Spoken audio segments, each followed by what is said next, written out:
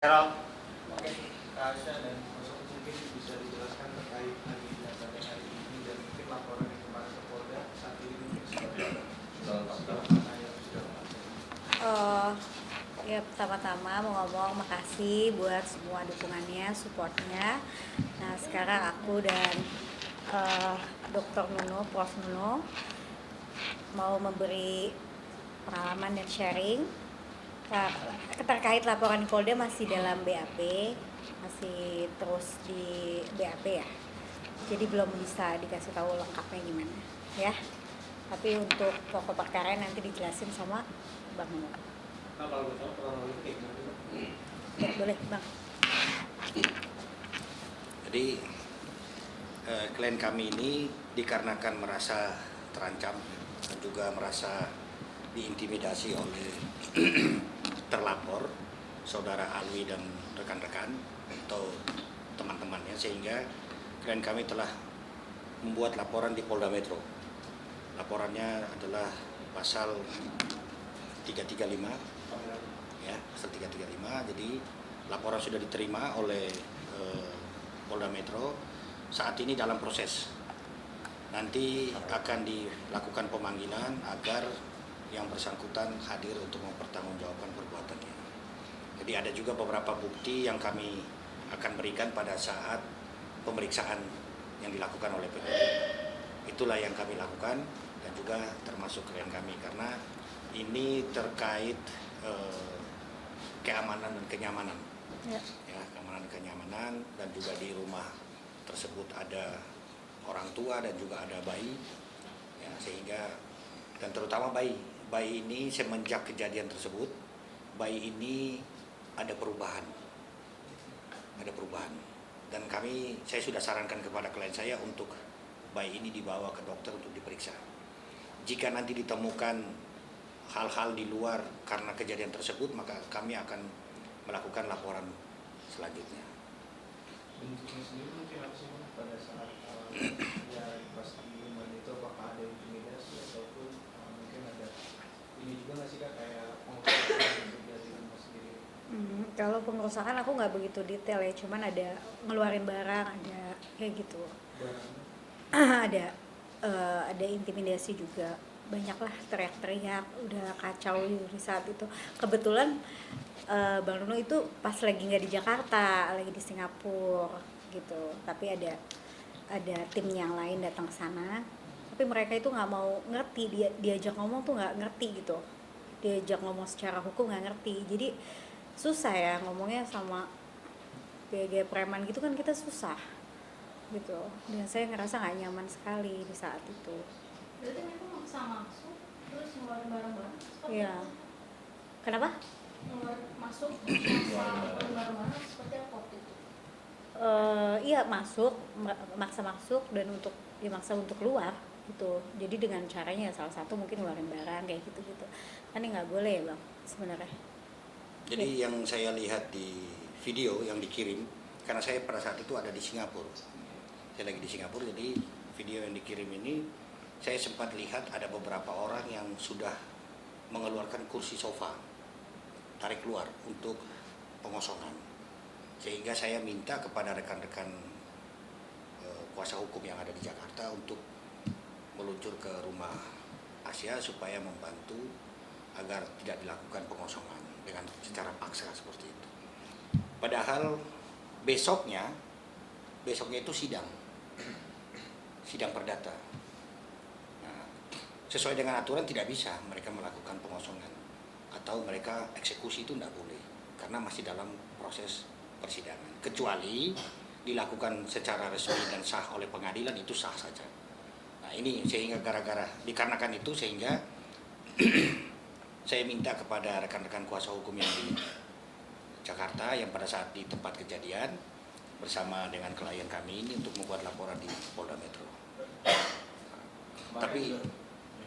Tapi yang sampai saat ini yang belum kita lakukan laporan yang tadi seperti saya sampaikan, yang bayi anak daripada Mbak Asia ini. Tapi kemarin juga sempat ke Polsek Pasar Rebo ya. Nah itu gimana tindak lanjut dari? Enggak, Polres. Polres Pasar Rebo. Jakarta Timur. Polres Jakarta Timur. Polres Jakarta Timur. Jadi saat itu ya. malam itu klien kami dibawa oleh pihak Polres dijemput, dibawa ke sana untuk supaya tidak terjadi lagi kericuhan di tempat tersebut. Klien kami dibawa untuk dimintai keterangan atas dasar laporan mereka, karena mereka juga membuat laporan. Sebelumnya mereka membuat laporan kepada klien kami, namun klien kami belum sempat hadir dan tanggalnya pun belum besok atau belum malam ini juga, belum. Masih tanggal 14. Tanggal 14, tapi dikarenakan situasinya itu kacau, supaya bisa bubar, sehingga klien kami dibawa ke sana untuk diperiksa. Setelah selesai dimintai klarifikasi, dikembalikan, dan sampai hari ini masih ada. Kira-kira seperti itu yang kami sampaikan. Mungkin ada lagi dari rekan-rekan. Setelah ini kan ke BAP Bang, ada ini nggak sih dari pihak Sana Alwi ataupun yang untuk ngajak komunikasi atau apa gitu setelah laporan ini dilayangkan? Setelah dibuat laporan ini belum ada. Tetapi sebelum saya berangkat ke Singapura ada. Mereka mencoba untuk menghubungi saya, akan tetapi saya menolak. Saya menolak untuk menemui yang bersangkutan, dikarenakan yang bersangkutan saya lihat tidak fair dalam hal ini. Dan Alwi ini bukan pemilik, Alwi ini bukan pembeli. Ini Alwi penerima kuasa. Dan yang bersangkutan bukan pengacara. Dia hanya menerima kuasa tapi bukan pengacara. Nah, ini juga saya lagi mendalami sama rekan-rekan. Jika ditemukan pidananya akan kami laporkan juga. Nah, kan si Alwi ini penerima kuasa, Ya. yang memberi kuasa itu turut andil juga dalam laporan itu seperti apa Bang? Mungkin ada kaitan dengan mereka. Nah, yang pemberi kuasa ini tidak ikut dalam aksi pada saat itu.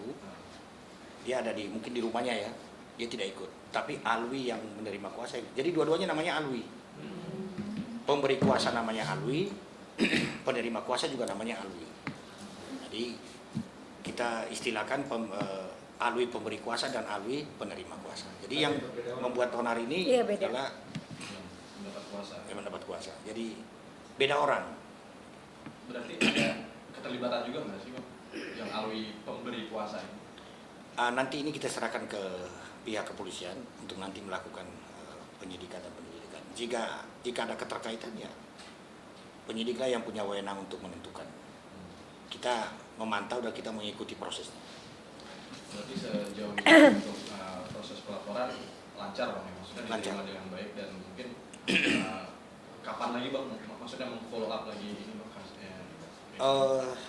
Kami besok mengirim surat kepada Pak Kapolda dan juga kepada Pak Kapolri minta perlindungan hukum agar proses ini jangan sampai dilambat-lambatkan. Itu yang pertama. Yang kedua, kami minta untuk penyidik lebih profesional. Jadi rencana besok saya mau kirim surat ke Kapolri dan Kapolda Untuk laporan sendiri itu pasal berapa? untuk laporan kami. Dikenakan pasal. Yang dilaporkan oleh klien kami itu 335 yang kami laporkan. Untuk sementara itu.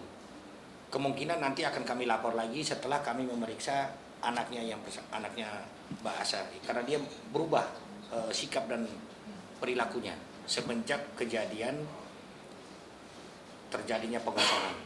Karena di situ banyak orang ribut. Saya kemarin dapat informasi dari Asia, klien kami ini, bahwa anaknya tidur, dia kaget, dia bilang jangan ganggu saya. Jadi sambil nangis. Jadi saya sudah minta untuk dibawa ke dokter supaya diperiksa. Trauma atau gimana? Apakah trauma, Mungkin ya. apakah ini nanti dokter yang akan memberikan keterangan. Itu udah berapa lama Kak anaknya? Abis kejadian itu dia setiap hari ngigo. Sampai tadi malam masih ngigo.